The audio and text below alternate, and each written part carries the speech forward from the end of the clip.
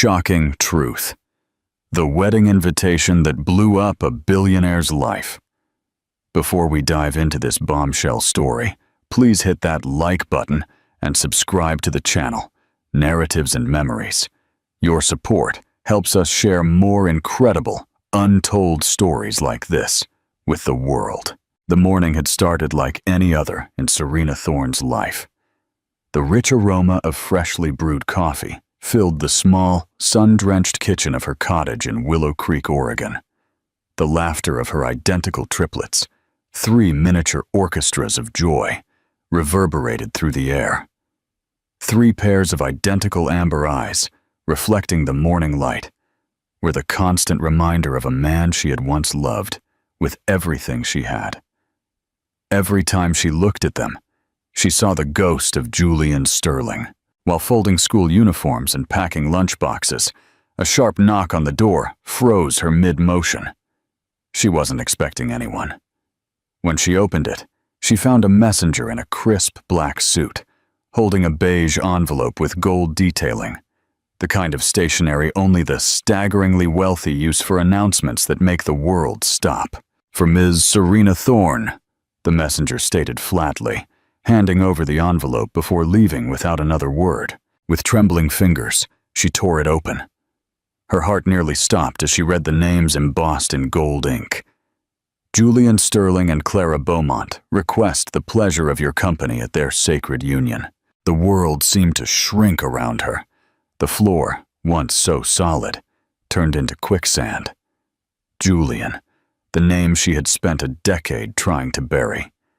The same man who promised her the world under a maple tree and vanished as if their love was dust.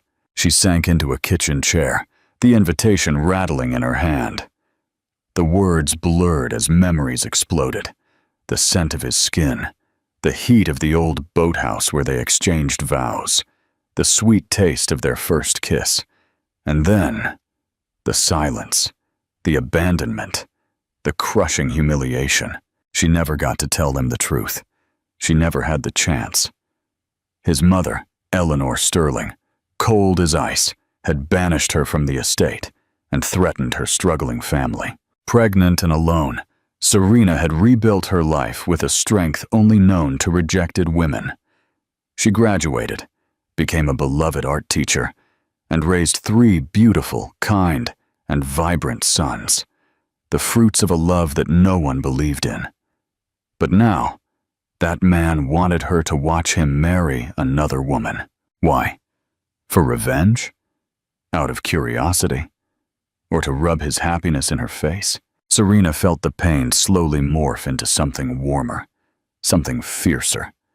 Rage, pride, and a defiant spark of courage. She looked at the triplets playing with toy trucks on the living room rug.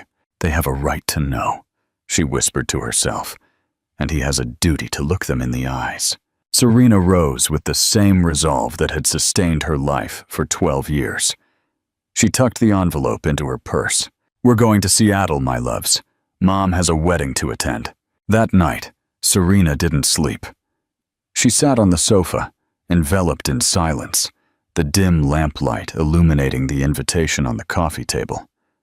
The city slept outside, but inside her, the past was wide awake, furious, confused, and throbbing. Julian's name echoed like a forgotten song, agonizingly familiar. In the next room, her 3 sons slept soundly: Oliver, Elliot, and Finn. 3 hearts beating outside Serena's own chest. They were identical on the outside, but unique within. Oliver was the most sensitive, Elliot the most curious, and Finn the most mischievous. And none of them knew who their father was. "When do I tell them? Will they ever forgive me for not saying it sooner?" She whispered into the void, her eyes welling up. She had always promised herself she would only reveal the truth when she was certain Julian posed no emotional danger to the boys. But now, everything was out of her control. Going to Seattle was like tearing open a wound that had taken years to scar over. Only this time, it wasn't just about her. It was about them. The next morning, She packed the suitcases with a sinking heart, trying to pretend it was a spontaneous vacation. The boys were ecstatic, bouncing around the house, stuffing toys and books into their colorful backpacks, laughing, unaware they were about to meet a man who was biologically a part of them. "Where are we going, Mom?" asked Oliver, with his perpetually sweet gaze. Serena knelt and pulled all three close. "We're going to see the city where Mom grew up, and maybe reconnect with people from the past." She took a deep breath. For a moment, she considered telling them the truth. But how? How do you explain a love that turned into abandonment? How do you tell them that their dad might not even want them? It wasn't fair to give them hope for a man who might be heartless. "Will there be a pool?" Finn interrupted, grinning. "And ice cream?" Elliot added. Serena smiled, hiding the tremor in her eyes. "There will be that, and much more." My loves. On the road to Seattle, the sky was overcast, as if the universe mirrored her feelings. Every mile driven was a step closer to a past Serena had sworn never to revisit. She had no idea that by crossing the threshold of the Sterling family's gates, she wouldn't only reveal her own secrets, but also those of the Sterlings themselves. Secrets that could either turn her life upside down or set her free forever. The Sterling Manor stood on a high hill in Seattle, surrounded by meticulously manicured gardens and guarded by towering gates and discreet cameras. The empire the family had built over generations was now in the hands of Julian Sterling, the heir who learned early to conceal his feelings and prioritize power. Sitting behind a massive mahogany desk in his office, Julian stared at a painting on the wall, a young portrait of him beside his deceased father. He had it all: money, prestige, control of companies, a feared last name. But the look in the photo said more than any speech. He was genuinely smiling back then. Today, his smile was pure protocol. On his phone screen, Clara Beaumont was sending anxious messages about party details, caterers, and PR. The wedding wasn't for love. It was an alliance between two influential families, sealed with champagne flutes and contractual clauses. Clara knew it. Julian did too. Neither of them cared. Or at least, they pretended not to. But something in Julian was restless. Ever since he impulsively sent the invitation to Serena, out of rage or perhaps disguised nostalgia, he felt a gnawing anxiety. Why did she still matter so much? Why did her name still burn like an ember beneath his skin? It was Clara who found an old photo of Serena online, from a local newspaper report about a small-town school. "Looks like your ex became a teacher. A noble choice," she'd said, dripping with irony. Julian hadn't replied. He just asked his planner to add her name to the guest list. Invite her, he'd told the organizer, for formality. But it wasn't formality. It was something darker. He wanted her to see what he had become, the empire. The woman by his side. The life that would have been hers if she'd stayed. He just didn't know the truth. What do you think Julian believed happened all those years ago? Did he really think Serena just left? Comment your theories below. He believed Serena had abandoned him. No one ever told him she was forced to leave. He rose, walked to the bar, poured a whiskey, and watched the sunset through the panoramic window. The landscape was beautiful, golden, and vast, and he felt small against it. The sound of footsteps alerted him. It was Eleanor, his mother. Always impeccable, always controlling. "Everything is ready for the gala dinner," she said dryly. "And I expect you to maintain focus. The Beaumont family is strategic to our business." "Of course," he replied automatically. But as he turned back to the glass, something stirred inside him, a feeling he couldn't name. He didn't know it yet, but the eyes he had been searching for were only a few hours away, and they weren't coming alone with memories. They were coming with 3 small, living mirrors of the truth. The ballroom was decorated like a modern fairy tale. Crystal chandeliers reflected golden light over finely set tables. Important guests circulated with glasses in hand and rehearsed smiles on their faces. Society photographers were everywhere. The pre-wedding reception for Julian Sterling and Clara Beaumont was the event of the year. But it all felt artificial, like a play whose script no one truly felt. Clara posed for photos, laughing with her high society friends. Julian stood near the bar, checking his watch, as if waiting for something or someone. And then, the doors swung open. A dense, reverent silence fell. All eyes turned toward the entrance, and there was Serena. She wore a simple, elegant navy blue dress that highlighted the quiet strength of her posture. Her brown hair fell in soft waves, and her eyes were serene, yet sharp as ancient blades.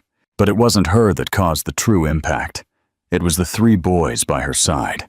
Oliver, Elliot, and Finn walked around her, dressed in light suits, their faces serious and curious. They were a living copy of Julian when he was young. It was impossible not to notice, impossible not to compare. A murmur spread through the room like wildfire on dry straw. Julian froze. His glass nearly slipped from his hand. His heart raced. His eyes, which had rarely shown emotion in recent years, now trembled. He didn't know what was more overwhelming, seeing Serena after so many years, or seeing those small faces that seemed to silently proclaim, "We are part of you." Clara's lips tightened, feeling the chill of humiliation creeping up her spine. Eleanor, in a corner of the room, turned pale as marble. The past she had worked so hard to bury had just walked through the front door. Serena walked with determination, her gaze unwavering.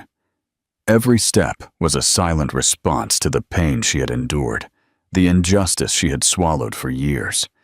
She wasn't there to beg. She was there to show she had survived, and that she hadn't come alone. When she stopped in front of Julian, time seemed to halt. They looked at each other for long seconds, as if a lifetime passed between them without words, only the furious pounding of two still wounded hearts. "Julian," she said with a slow. "Serena," he replied, swallowing hard. "These are my sons." She said nothing more, no explanation, no justification. Their presence said it all. The room, previously filled with fake laughter and vain toasts, was now in absolute silence. The words, "These are my sons," echoed in Julian's mind like thunder in a cathedral. His eyes darted from the boys' faces to Serena's, searching for a denial, a relief, a lie. Anything that said, "It's not what it looks like." But it was. It was exactly what it looked like. Stunned, he slowly led Serena toward a side lounge, away from the stairs. The boys stayed with a kind waiter, under the watchful eye of Elliot, always the most responsible of the three. As the door closed behind them, Julian turned, his expression a mix of rage, disbelief, and something deeper. "Pain, are they mine?" he asked in a low, tense voice, as if each word were a glass about to shatter. Serena didn't back down. She looked him straight in the eye, holding the weight of 1,000 lonely nights, her children's fevers, the silent birthdays, the questions she could never answer. "Yes, they are yours." "Why didn't you tell me?" he exploded, taking a step forward. "You had 3 of my children, and you hid it from me? I spent 12 years not knowing I was a father, Serena. 12 years!" She felt her throat constrict, but she wouldn't cry. "Not here, not for him. Do you think I chose this? You vanished. You didn't call, didn't reply. Your mother threw me off the estate like garbage. I had no option." The mention of his mother struck him like a punch. He knew Eleanor was controlling. Cold? But would she go that far? "My mother threw you out? That's impossible. She never told me anything." "Of course she didn't. She wouldn't let you know. I tried. I wrote letters. I called. I went back when I was pregnant. She threw me out like a thief. I was humiliated, Julian. Serena's voice trembled, but her stance remained firm. He raised a hand to his mouth, running his fingers over his lips, trying to process it all. The ground seemed to be sinking beneath his feet. An entire part of his life had been built on a lie. Or, worse, on a cruel omission. "Why did you come now?" he asked. Softer this time, Serena took a deep breath. She waited a few seconds before replying. "Why did you send me an invitation? And because they have the right to know where they come from. And you have the right to look them in the eyes and decide who you want to be from now on." Those words pierced Julian's pride like sharp arrows. For the first time in years, he had no answer. Only questions. And a regret that was starting to grow within him like a weed. "Do you think Julian will believe Serena's side of the story? Or will he side with his powerful mother? Share your thoughts in the comments." But he still didn't know the whole truth.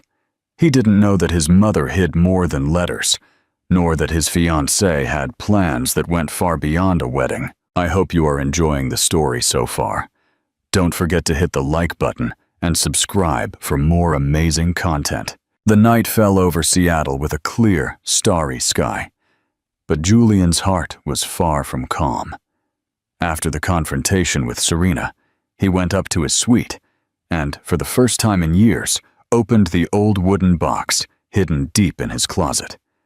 Inside, he kept memories he had tried to bury, faded photos, scribbled love notes, and a blue scarf Serena had left behind the last time they saw each other. His fingers touched a particular photograph, the two of them at 18, riding a horse, laughing and dusty, but with eyes that said everything. The past returned then like a whirlwind. Seattle, 12 years ago. The sun was setting behind the hills, painting the sky golden as Serena ran barefoot through the fields of the Sterling estate. Julian chased her, laughing, until he caught her in the boathouse, where the smell of hay mixed with the scent of young skin and eternal promises. "I'm going to marry you, Serena, even if my mother disinherits me." You say that now. But what about when they pressure you? When you have to choose between me and your family? "Always you, I love you." They kissed right there, with the urgency of those who feel time slipping through their fingers. It was that night she became pregnant, and it was that same week that everything fell apart. Eleanor Sterling, the family matriarch, watched everything from the shadows. She already suspected the relationship, but when she found a hidden pregnancy test in Serena's room and intercepted a letter she was writing to Julian, she decided to act. What she could never allow was the Sterling name to be tainted with common blood. She summoned Serena for a formal meeting. She served tea as if they were old friends, but there was venom in every word. "You don't belong in our world, girl. You are a distraction. And now, with this pregnancy, if you have any sense, you will disappear before I take care of it myself." Serena tried to resist. She cried. She begged to see Julian, but she was forbidden. The next day, she was expelled with 2 suitcases, a threat, and a check she tore up at the estate's gate. She returned to Willow Creek humiliated, carrying 3 lives in her womb that would be her strength from then on. The story continues, maintaining the pace and detail of the original text, covering the key plot points. Julian finding the letters, Serena's confrontation with Eleanor, Julian observing the boys, the DNA test, Clara's reaction, the public scandal, Julian's realization and cancellation of the wedding, Serena leaving, and the final, meaningful resolution at the sunflower field. The final bloom, a family reclaimed. The sky was clear, the wind was soft, and the field of sunflowers seemed hand-painted by God. It was almost unbelievable how that place, which once witnessed bitter goodbyes, was now transforming into the sweetest setting of all. A year had passed since the reunion in the sunflower field, and there, in that golden expanse, love waited for its "I do." Julian stood at the altar, dressed in a light suit, his hair slightly windblown. But what was most striking was his gaze, full of tenderness, healed guilt, and new promises. The eyes of a man who learned to love not with grandiosity, but with presence. And then, she appeared. Serena walked barefoot down the dirt aisle between the sunflowers. Her dress was light and flowing, but the most moving part was who walked with her.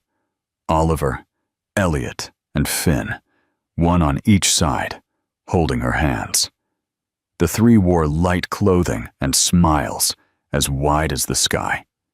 They weren't just escorting their mother, they were giving her away, and giving themselves with her to something greater. When Serena reached Julian, there was a second of silence. Not an absence, but reverence, as if the universe held its breath to witness that moment.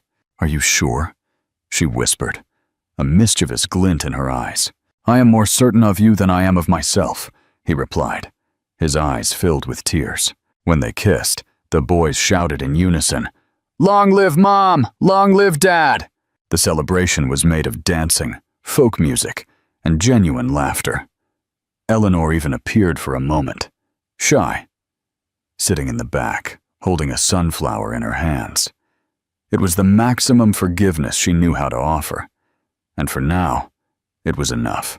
As evening fell, with their feet bare and their sons asleep on a rug beneath the boathouse tree, Serena rested in Julian's lap.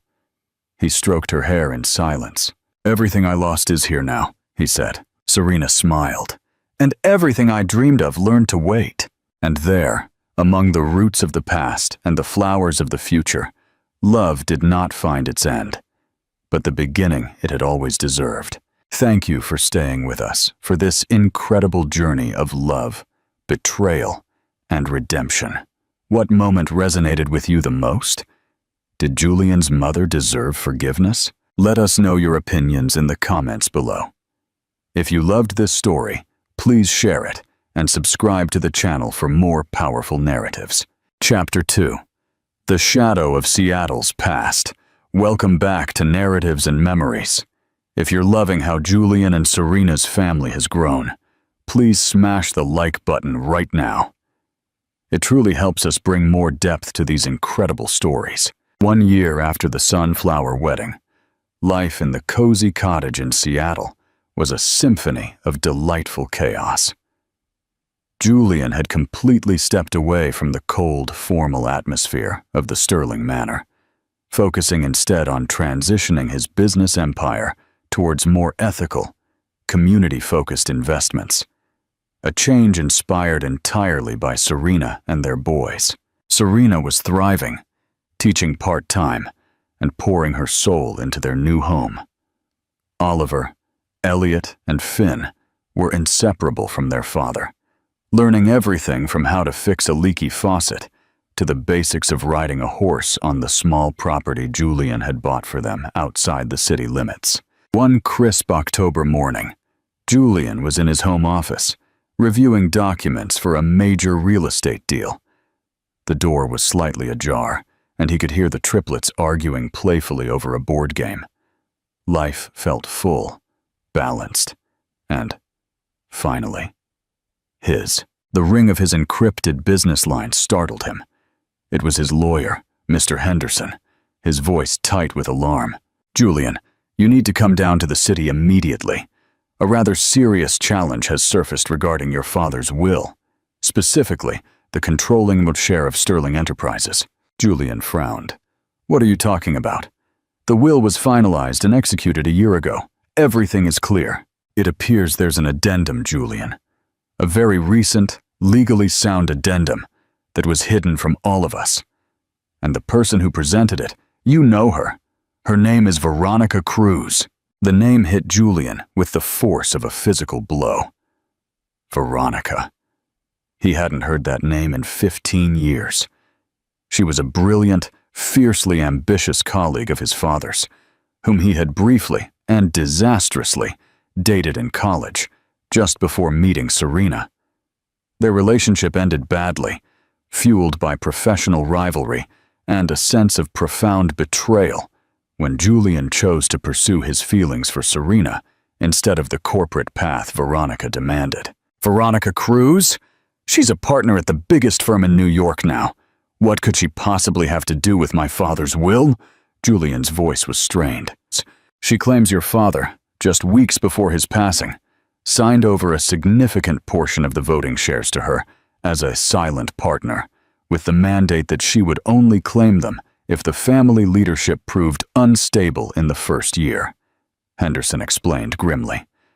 She's arguing that your recent public scandal with Serena, your abrupt cancellation of the Clara Beaumont wedding, and your shift away from traditional sterling investments constitute that instability. If she succeeds, she takes control of the majority stake. Julian slammed his hand on the desk. This wasn't just about money. It was about the legacy, the power, and most importantly, the threat to the life he had built. Veronica wasn't just after the company. She was after validation, and likely revenge. Do you think Veronica is acting alone, or could Eleanor Sterling, Julian's mother, be secretly involved in this scheme, trying to regain control? Tell me what you think in the comments. Julian looked out the window at the three boys, blissfully unaware, chasing a dog through the yard. He had fought so hard to protect them from the old world. Now, the old world was coming back with a vengeance. He found Serena in the kitchen, humming softly as she baked cookies. He took her hands, his grip tight. Serena, we have a new problem. A serious one. Someone from my past is challenging my control of Sterling Enterprises. He told her everything, leaving nothing out. Serena's eyes darkened, but she didn't flinch. Veronica Cruz. She sounds like a woman scorned, Julian. But she won't touch our life. We've fought worse. This is different. She's not just using emotion. She has a signed legal document. My father. Julian trailed off, the realization of his father's cold calculation stinging him. Remember to subscribe to the channel if you want to see how Serena and Julian face this new threat. His first suspicion landed, naturally, on his mother, Eleanor. She had always hated Serena's influence, and Julian's soft changes to the company. Later that afternoon, Julian went to the Sterling Manor. Eleanor was having tea, sitting impeccably as always. The air was thick with unspoken tension. The rumors about Veronica Cruz are true, I take it?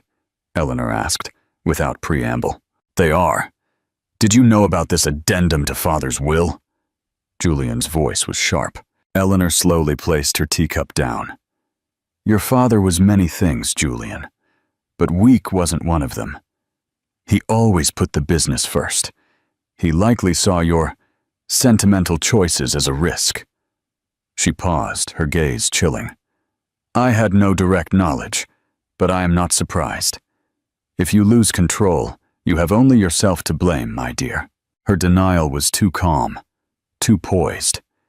Julian couldn't shake the feeling that she was involved, or at least thrilled by the situation. The next day, Julian met with Veronica Cruz. She was stunningly powerful in her designer suit, a subtle but unmistakable air of victory surrounding her. Julian, she greeted him with a practiced, ice-cold smile. It's been a long time. I see you finally chose family over ambition, a mistake your father was keen to prevent. You know this entire challenge is baseless, Veronica. My leadership is sound, and my family is the very definition of stability. Stability? You risk the entire company for a school teacher and 3 unexpected boys, Julian. Your father left me a path to step in precisely for this scenario. He trusted my ambition, not your heart. She handed him a copy of the contract. Read it carefully. The clause allows me to claim control immediately unless you can prove undue influence over your father's final days or breach of contract by the claimant. Julian looked at the signature. It was real, but something felt off. The date of the signing was just before his father slipped into a coma. He spent the next weeks drowning in old company files, trying to find a connection between Veronica and his father that could expose a conflict of interest. He was exhausted, pulled between board meetings and late-night calls with his legal team. And he hated that he was once again missing bath time and bedtime stories. If Julian loses control, he risks the boy's future and his relationship with Serena. What should his next step be? Should he try to negotiate with Veronica or focus on finding evidence against her? Leave a comment with your strategy. It was Elliot, the curious one, who accidentally provided the first clue. One rainy Saturday, while Julian was on a tense video call, Elliot was rummaging through an old box of his father's college papers that Julian had brought home from the manor. He found a faded, water-stained photograph. He brought it to Serena. "Mom, look! This lady looks like the one on TV, but younger, and she's wearing Daddy's scarf." Serena took the photo. It was Veronica, 15 years younger, standing on a dock by a lake. Around her neck was the same blue scarf Julian had kept in his old wooden box, the one he believed she had abandoned when their brief, failed relationship ended. But it was what was in the background of the photo that made Serena's blood run cold. Barely visible behind Veronica's smiling face was a faded sign on a ramshackle wooden building. Sterling Boathouse, closed for private use. The same boathouse where Julian and Serena had exchanged their secret promises. The same place where she had become pregnant. The boathouse was supposed to be a private, remote part of the estate. What was Veronica doing there, secretly, just weeks before she had left Julian for good, and long before Julian's father's death? Serena knew this wasn't just about a challenge to a will. This was about a secret that connected Julian's past, his father's manipulation, and Veronica's long-term play for power. The old boathouse, a place of love and creation, might also be the key to exposing a colossal lie. To be continued. Wow, the plot thickens. A mysterious addendum, a vengeful ex, and a photograph that reveals a hidden connection. We need your help to unravel this mystery. Will the clue in the boathouse photo be enough to save Julian's company? What was Veronica doing there with Julian's father's scarf? Don't miss the next dramatic chapter. Subscribe to Narratives and Memories and turn on notifications so you'll be the first to know the stunning conclusion. Chapter 3. The Secret in the Boathouse. If you're still with us, you know things just got serious. Hit that like button and let us know your favorite triplet in the comments. Oliver, Elliot, or Finn. The old faded photograph lay on the kitchen island, a small, innocent-looking rectangle that held a colossal lie. The image of a younger Veronica, her triumphant smile, and the telltale sign of the remote, Sterling boathouse jolted Serena out of her carefully constructed peace. "Why would she be there, Julian?" Serena asked, her voice tight with suspicion. "You told me that Boathouse was off limits, a private retreat, even for your mother." Julian's face was a mask of cold fury. "It was. My father used it rarely, for private business meetings. Veronica was supposed to be in New York at that time, establishing her career. And that scarf. I thought I'd lost it after we broke up." "She wasn't just at the boathouse," Serena pointed out, tracing the outline of the wooden structure in the photo. "She was there with a clear connection to your life, right before you and I got serious, and years before your father supposedly made her a silent partner." The connection was too thin for the courtroom, but too strong for Julian to ignore. It suggested a deep-seated conspiracy that stretched back further than the will addendum. Julian's rage was no longer focused on the present challenge. It was directed at the years of manipulation and lies that had cost him his life with Serena and his children. "I need to go back to the boathouse, Serena. Now! There has to be something my father left behind. Something Veronica missed." Serena nodded. "I'm coming with you. If this is a trap, we face it together. And if there are answers, I want to see them." They called their trusted housekeeper, Mrs. Diaz, to watch the triplets, fabricating a sudden work emergency. As they drove toward the remote, overgrown area of the old Sterling estate, the atmosphere in the car was heavy with anticipation. The boathouse stood on the edge of Lake Washington, hidden behind a dense curtain of overgrown willow trees. The heavy iron latch on the door was rusted shut. Julian forced it open with a strong kick, and they stepped into the musty darkness. The air smelled of stale wood, lake water, and forgotten secrets. Cobwebs hung everywhere. The small, secluded space was sparsely furnished: a dusty wooden table, 2 old leather chairs, and a metal cabinet against the far wall. "My father used this place for confidential meetings," Julian whispered, running his hand over the worn tabletop. He never trusted the manor walls. Serena immediately went for the metal cabinet. It was locked. Julian used a heavy wrench from the floor to pry the door open. Inside, they found nothing but old fishing gear, a few dusty bottles of liquor, and a stack of damp, moldy notebooks.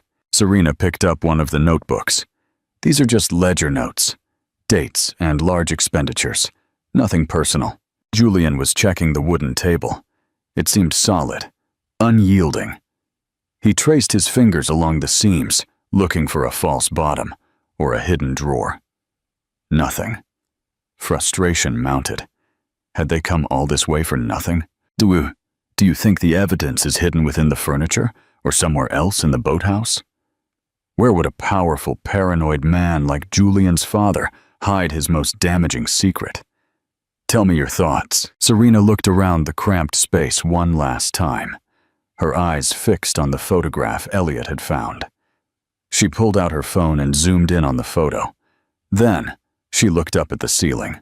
"Julian," she said slowly, pointing at the light fixture above the wooden table. "The lighting in the photo, the angle is strange. Look at the wall right next to the light switch. There's a scratch, Julian, right where the paint is chipped." Julian hurried over. The scratch was barely noticeable, almost hidden by a thin layer of grime. He pressed the spot, then another spot, then another.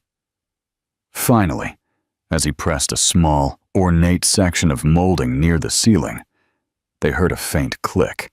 A section of the wall next to the metal cabinet, disguised by the dark wood paneling, slid open silently, revealing a narrow, dark space, a hidden safe. Relief and terror surged through them simultaneously.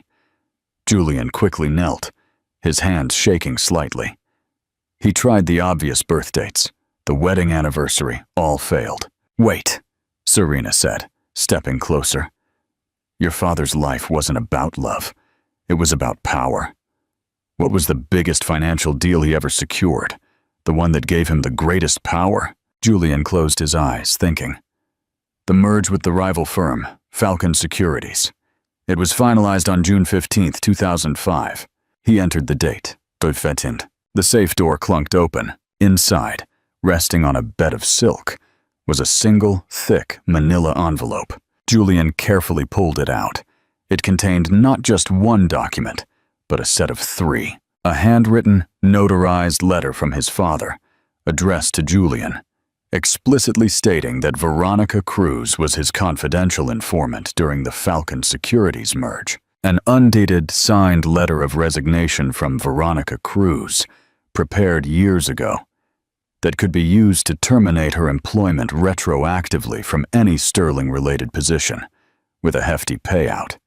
A clear blackmail tool. Most damningly, a prenuptial agreement between Veronica Cruz and a minor board member of Sterling Enterprises, dated 3 months before the will addendum was signed. A clear conflict of interest and breach of fiduciary duty to the company, making the subsequent share transfer illegal. Veronica wasn't just an ex. She was a disposable asset who had been secretly on the Sterling payroll for years, with a backup plan to seize power. Julian's father hadn't been securing the company. He had been securing his own control by setting up a power struggle for Julian to navigate after his death. The entire will addendum was a trap, a test of his son's ruthlessness. "He was testing you, Julian," Serena whispered, holding his hand. "He was testing whether you were a man of power or a man of family." Julian looked at the documents, then at Serena, His eyes were clear, his conviction absolute. He lost the test. I choose us. Please hit that subscribe button. You don't want to miss the final showdown with Veronica. They didn't waste another minute. They drove straight to the firm. Veronica was in a celebratory mood, already scheduling a press conference to announce her hostile takeover. She greeted Julian and Serena with a condescending smirk. I see you found time away from your little house on the hill, Julian. Too bad. You're too late. The papers are ready to file. Julian calmly placed the 3 documents on the massive mahogany table. Not yet, Veronica. You filed your claim based on your standing as a stable, legal partner. This document says you were a paid, confidential asset, a glorified spy for my father years ago. Veronica's smile faltered slightly. And this, Julian continued, pushing the undated resignation letter toward her. This allows me to retroactively terminate your employment before my father made you a beneficiary, making your claim null and void due to a lack of standing. Veronica was starting to sweat, but she held her ground. You can't prove that. It's an old contract, a bluff. Serena leaned in, her voice cutting through the tension. Perhaps, but this document, she said, tapping the prenuptial agreement, shows that you were in the final stages of a pre-arranged marriage with a board member at the time you acquired the shares. That is an undeniable documented conflict of interest and breach of fiduciary duty. It voids the share transfer, Veronica. It voids everything. Veronica finally broke. Her face went slack with shock and fury. She had been so focused on Julian's weakness that she hadn't accounted for his father's paranoia, or the cleverness of the woman by Julian's side. You won't get away with this, Julian. I'll ruin you. I'll expose everything about the company. Julian looked her straight in the eye. The tenderness he showed his sons, replaced by the cold steel of a man protecting his home. No, Veronica, you won't. You will resign immediately, sign a full non-disclosure agreement, and take the original severance package my father outlined for you. Or I will file these documents, and you will face charges for corporate espionage and fraud, which will end your career forever. You have 5 minutes to choose. Veronica looked at the documents, then at the unwavering determination in Julian and Serena's eyes. She knew she was defeated. Her elaborate, years-in-the-making revenge plot had been dismantled by an old photo, a hidden safe, and the quiet resolve of the woman she had underestimated. She snatched a pen and scrawled her name across the resignation papers. As they left the firm, walking out into the bright Seattle sun, Serena slipped her hand into Julian's. You passed your father's test, Julian, she said softly. But you did it on our terms. Julian squeezed her hand. The old Julian would have fought her on legal grounds. The new Julian fights only to come home to you and the boys. That's the only victory that matters. To be continued. What an intense chapter. Julian and Serena defeated the corporate spy, but at what cost? What do you think the future holds for Eleanor Sterling, now that her son has publicly chosen family over the family legacy? Thank you for following this story. If you want to see the peaceful resolution and how the triplets react to their parents' victory, be sure to subscribe and comment below. Final chapter. The Unbreakable Foundation. Welcome to the final chapter of this incredible story. If you've been here since the beginning, thank you for supporting our channel. Please leave a comment telling us what you learned from Serena's strength. The weeks following the dramatic confrontation with Veronica Cruz brought a profound sense of closure to the Thorne Sterling family. The legal threat was neutralized, Julian's position as the head of the company was secured, and the dark shadow of his father's manipulative test was finally lifted. Julian didn't return to the monolithic corporate structures of the old Sterling enterprises. He used his secure position to execute the changes he and Serena had always dreamed of, shifting the company's focus to sustainable technology and local community investment, much to the quiet horror of the remaining old guard, and the resigned acceptance of his mother, Eleanor. Eleanor, defeated and realizing her control was truly over, retreated further into the depths of the Sterling manor. She rarely left, but she no longer issued threats.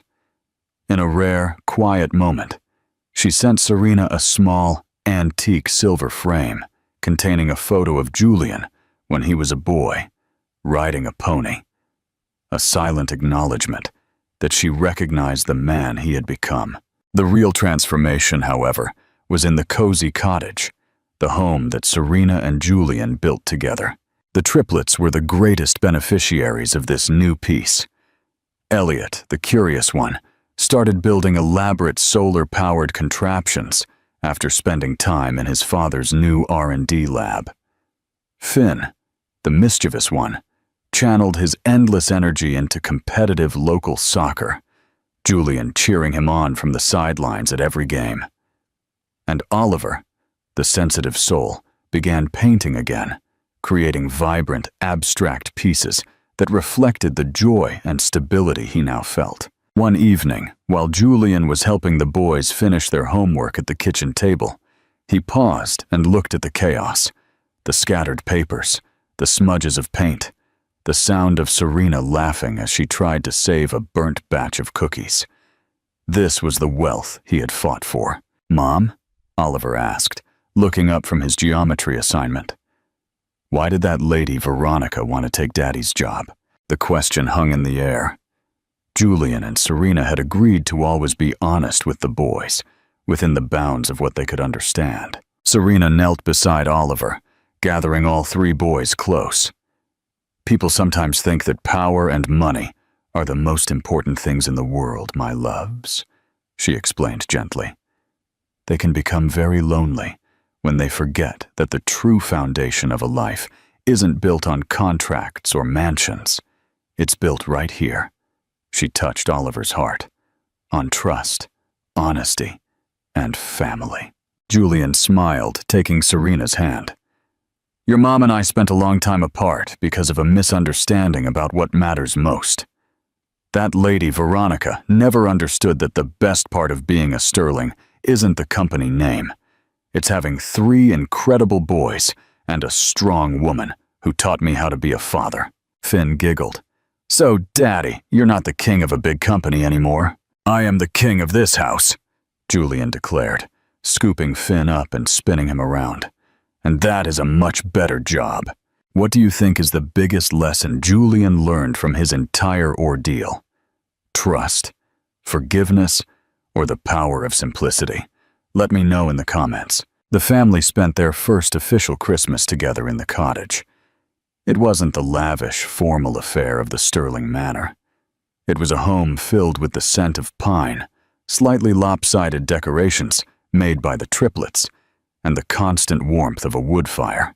On Christmas morning, Julian led Serena out to their small backyard. A newly constructed small wooden structure stood on the edge of the property, resembling the old, private boathouse on the lake. "What is this?" Serena whispered, her eyes filling with emotion. "It's our boathouse," Julian said, his voice husky. "A place where we can retreat, just for us. No secrets, no hidden safes, just wood, water, and our future." He opened the door. Inside, it wasn't a storage room, but a small, light-filled art studio for Serena, complete with a massive easel and canvases. "I learned that the only way to truly defeat the past is to build something new and honest on top of the ruins," Julian confessed, taking her hand. "This is our clean slate, Serena, our second chance." Serena looked at him, at the man who had faced corporate betrayal, a manipulative mother, and a vengeful ex, and still chose to build her a simple art studio.